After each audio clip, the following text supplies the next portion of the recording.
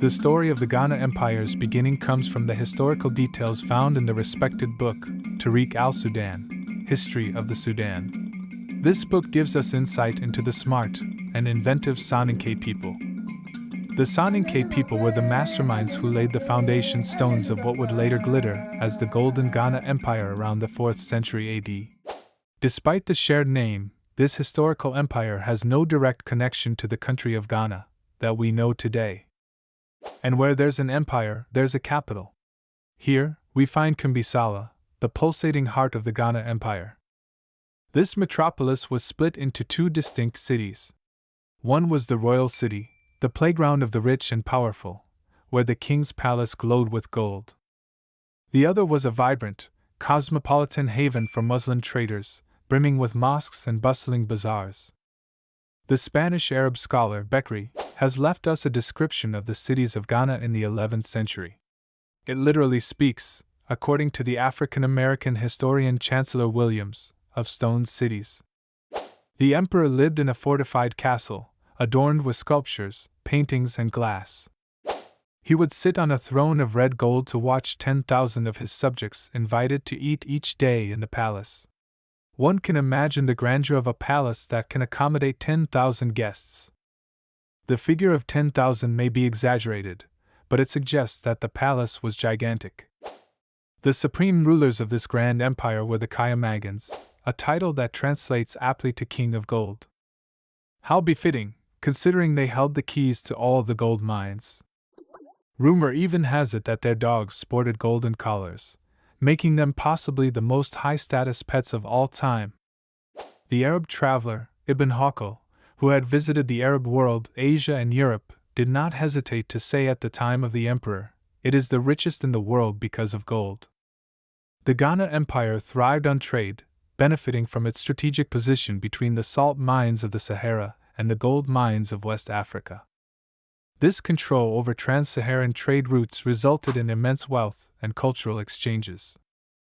Islamic culture was notably influential, introduced by Muslim traders and manifesting in the capital city, Kumbisala, which hosted distinct royal and Muslim areas. But just like any good story, peace couldn't last forever. The Almoravids. These were the puritanical invaders from North Africa who gate-crashed the party, disrupting the peace of the Ghana Empire. In the 11th century, they launched an audacious attempt to seize Otacost, a strategic trading hub of the Ghana Empire, triggering the beginnings of the empire's downturn. The invasion of the Ghana Empire by the Almoravid movement of Islamized Berber blacks, who committed looting and unspeakable exactions over a period of nearly 10 years, seriously weakening the empire. Also, the Islamization of the elites and consequently the break with the matrilineal transmission of power. Eventually, harmonious succession gave way to power struggles. The forced Islamization of the people failed, and they began to flee the country.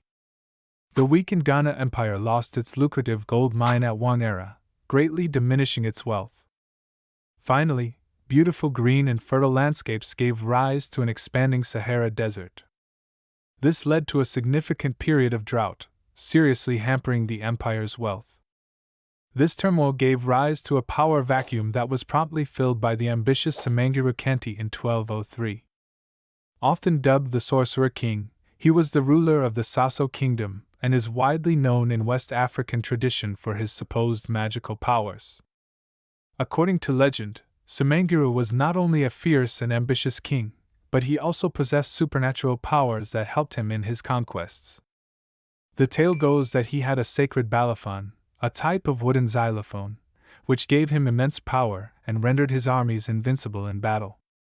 It was this mix of magic, cunning, and military strategy that helped him seize control of the Ghana Empire and establish his own rule. His reign, however, was not to last. Samangiru Kanti is best known for his ultimate defeat in the Battle of Karina in 1235 against Sundiata Keita, the founder of the Mali Empire.